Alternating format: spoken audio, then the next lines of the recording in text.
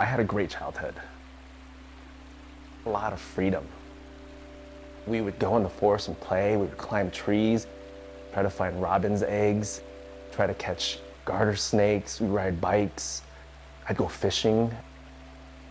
Being outside has been my place of refuge.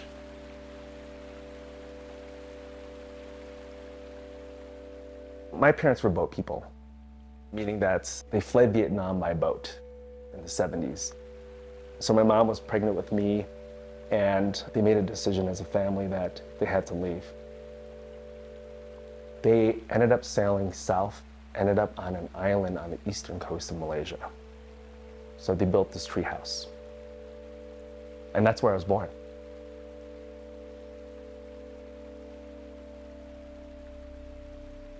And then we ended up in Illinois with my dad's brothers, my mom's brothers, and we all ended up in this little house. I can vividly remember being in kindergarten. That's when I realized that I was different. You know, kids don't have filters. You know, kids could be very mean, kids could be really cruel, but it's just because they don't know any better. They would pull their eyes back. I hated it. I didn't like it. All I wanted to be at that time growing up was to be white. Every Friday was a very special day for us because Friday meant that my parents got paid and we get to have McDonald's. I felt like the more hamburgers, the more Big Macs that I ate, the more American I was. But at that time, I felt like because we're eating McDonald's, we were a normal family.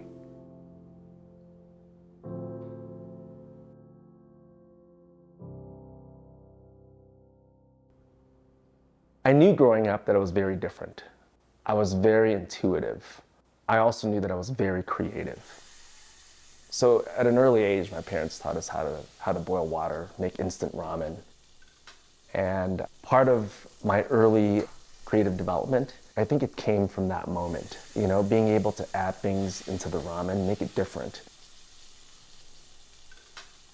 At 18 years old, I didn't know what I wanted to do. I just knew that I liked to draw, I liked to cook. When I had friends over, I would just cook, but it wasn't in a way where like, hey, I want to make a profession out of this. I just wanted to do things that were creative. And it wasn't until, you know, this one evening when I was online and an ad popped up for culinary school. Something clicked. For the first time in my adult life, I knew that this was something that I wanted more than anything. In 2008, I had this opportunity to move to Utah.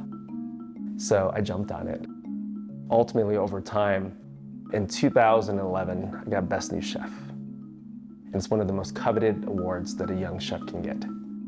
Getting this award was life-changing. It opened up a lot of different opportunities. And one of those opportunities was food television. So the network really liked me.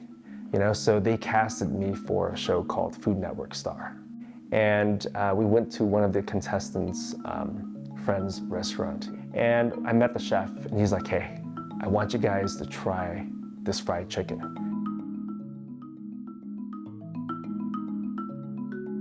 And I eat it, and my eyes lit up.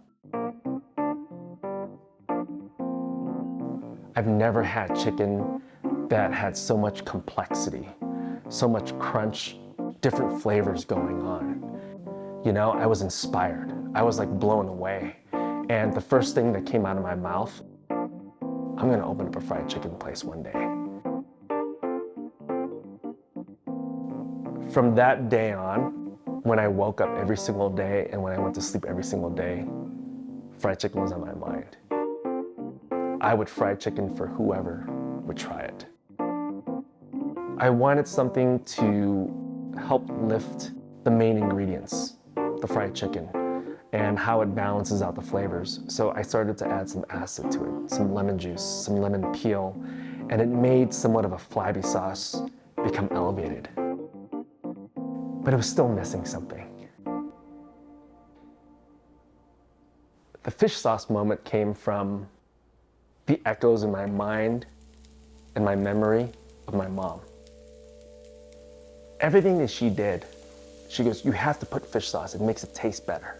You know, as a kid, I'm like, I don't want that in there. It's stinky, it's fishy. She goes, no, you have to add it and it makes it better. So for me, fish sauce was just easy to get. We'd walk to the Asian market and I'd go through aisles of all of these strange ingredients, and one that stood out to me was fish sauce. So I add a dash to it, and then boom. At that moment, that sauce was perfect. I worked on the recipe for 6 years, and then Pretty Bird opened up.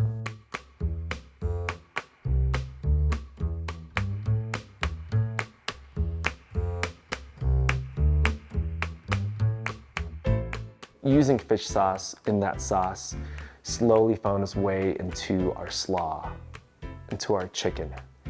And then the presence of fish sauce became so much more, you know? And then I started to connect myself, my heritage, my upbringing, my identity to it. And it was full circle. It made more sense to me. It's brought me closer to my identity as a Vietnamese American from, you know, a Vietnamese immigrant family. It brought me closer to my mom. It allowed me to open up and pay more attention to what she was doing. And through that, made me a better cook. I never thought that fried chicken would reconnect me back to my roots, bring me home, you know? It wasn't even a bowl of pho, it was fried chicken. Who would have known?